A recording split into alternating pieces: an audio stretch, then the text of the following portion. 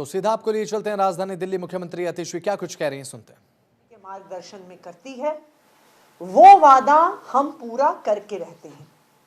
तो कल सुबह जो कैबिनेट ने फैसला लिया, जो फैसला कल शाम को नोटिफाई हुआ, उसमें दिल्ली सरकार ने ये निर्णय लिया है कि 18 साल से ज़्यादा की उम्र की हर महिला को, जो दिल्ली की निवासी है, कल की तारीख यानी 12 दिसंबर 2024 की तारीख पर दिल्ली की रेजिडेंट हैं और दिल्ली की वोटर हैं, वो मुख्यमंत्री महिला सम्मान योजना के लिए एलिजिबल होंगी।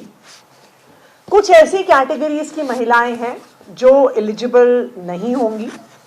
सबसे पहले जो करंट या पास्ट में रह चुकी परमानेंट गवर्नमेंट एम्प्लॉयज़ हैं, जिसमें चाहे वो सेंट्रल गवर्नमेंट में हो, चाहे वो दिल्ली सरकार में हो, चाहे वो एमसीडी में हो, अगर वो किसी भी प्रकार के परमानेंट गवर्नमेंट एम्प्लॉई हैं तो वो एलिजिबल नहीं होंगी। दूसरा, अगर कोई भी महिला एमपी एमएलए काउंसलर है या एमपी एमएलए काउंसलर रह चुकी हैं, वो एलिजिबल नहीं होंगी।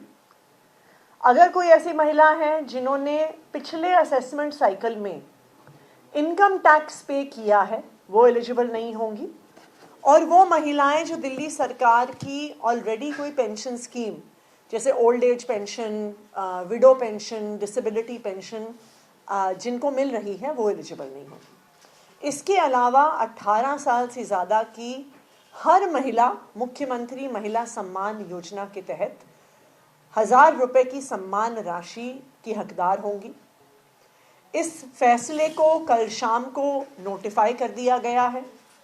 अब रजिस्ट्रेशन की प्रक्रिया शुरू करने पे काम हो रहा है और हमें उम्मीद है कि आने वाले हफ्ते 10 दिन में हमारा प्रयास रहेगा कि महिला सम्मान राशि के लिए रजिस्ट्रेशन की प्रक्रिया शुरू हो जाए। आखिर ये महिला सम्मान राशि क्यों? ये महिला सम्मान राशि इसलिए दी जा रही है क्योंकि दिल्ली की सरकार इस बात को समझती है कि हर महिला, खासकर के वो महिलाएं जो खुद नौकरी नहीं कर रही हैं, जो इंडिपेंडेंट नहीं है फाइनेंशियली, चाहे महिला किसी भी उम्र की हो, उसे अपने छोटे मोटे खर्चे करने के लिए किसी ना किसी पुरुष के सामने हाथ फैलाने पड़ते हैं। जब छोटी होती हैं तो पिता के सामने हाथ फैलाने पड़ जाते हैं, जब बड़ी होती हैं तो पति के सामने हाथ फैलाती हैं, जब बुजुर्ग होती हैं तो अपने छोटे छोटे खर्चों के लिए बेटे के सामने हाथ फैलाना पड़ता है। अरविंद केजरीवाल जी के मार्गदर्शन में दिल्ली सरकार एक इकलौती सरकार है जो महिलाओं के दर्द को समझती है और इसीलिए ये मुख्यमंत्री महिला सम्मान योजना की शुरुआत हुई।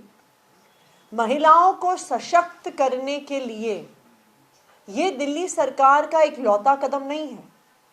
अगर आप पिछले 10 साल से देखिए तो दिल्ली की चुनी हुई सरकार महिलाओं के लिए काम करती आई है, लड़कियों के लिए काम करती आई है। सरकारी स्कूलों में जो सुधार हुआ है, अगर उसका फायदा सबसे ज्यादा किसी को हुआ है तो वो दिल्ली में हमारे स्कूलों में पढ़ने वाली लड़कियों को हुआ है। क्योंकि जब परिवार के पास, जब सरकारी स्कूल टूटे फूटे हाल में थे, परिवार के पास अगर एक बच्चे को प्राइवेट स्कूल में भेजने के पैसे होते थे तो वो अपने बेटे को प्राइवेट स्कूल में भेजते थे और बेटी को सरकारी स्कूल में भेजते थे।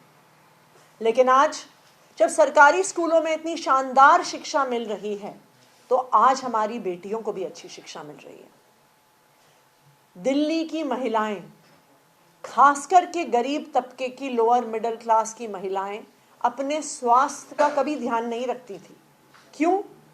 क्योंकि उन्हें लगता था कि एक छोटी सी बीमारी के लिए डॉक्टर के पास गए तो 500 रुपये डॉक्टर लेगा, 500 रुपये की दवाई आएगी, 500 रुपये का खर्चा टेस्ट में लग जाएगा और 1500 रुपये में महीने का पूरा बजट बिगड़ जाएगा। इसीलिए महिलाएं अक्सर बीमार होने के बावजूद भी डॉक्टर पे नहीं जाती थी और इसीलिए छोटी बीमारी बड़ी, बड़ी बीमारी अक्यूट बीमारी बन जाती थी। लेकिन आज जब मोहल्ला मोहल्ले में, गली गली में, कॉलोनी कॉलोनी में मोहल्ला क्लिनिक खुल गई हैं, तो अगर इन हेल्थ फैसिलिटीज़ का, इन मोहल्ला क्लिनिक्स का कोई सबसे ज़्यादा प्रयोग कर रहा है तो वो दिल्ली की महिलाएं कर रही हैं। आज दिल्ली की महिलाएं मोहल्ला क्लिनिक के माध्यम से, फ्री हेल्थ केयर के माध्यम से अपने स्वास्थ्य का ध्यान रख सकती हैं। तीसरी जो सबसे बड़ी चीज दिल्ली की चुनी हुई सरकार ने करी है, वो महिलाओं के लिए बस यात्रा फ्री करी। पिछले 5 सालों में 40 करोड़ से ज्यादा राइड्स महिलाओं ने पिंक टिकट पर फ्री ऑफ कॉस्ट ली हैं। आज तकरीबन 11 लाख महिलाएं रोज डीटीसी बसों में फ्री सफर करती हैं। आज किसी लड़की को कॉलेज जाने के लिए अगर वो घर से दूर भी हो, कोई खर्चा नहीं उठाना पड़ता।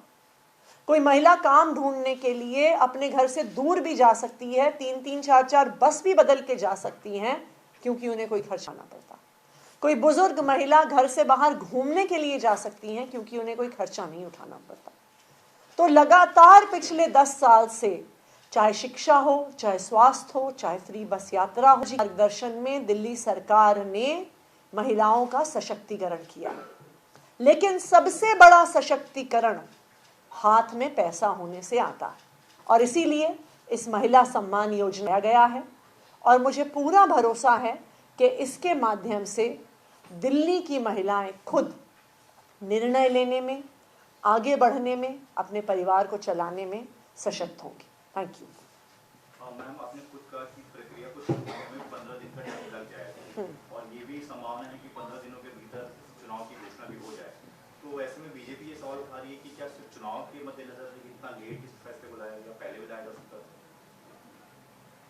रोका फैसला इन लोगों ने, अरविंद केजरीवाल जी को जेल में डाला इन लोगों ने, रास्ते में रोड़े अटकाए इन लोगों ने। अब पूछ रहे हैं कि फैसला दिसंबर में क्यों आया। अगर अरविंद केजरीवाल जी को जेल में नहीं डाला होता तो अब तक कई महिलाओं को कई किश्तें मिल भी गई होती। लेकिन ये तो आम आदमी पार्टी की सरकार है, अरविंद केजरीवाल जी के मार्गदर्शन में चल रही सरकार है, जिसने हर मुश्किल के बावजूद इस स्कीम को यथार्थ करके दिखाया है।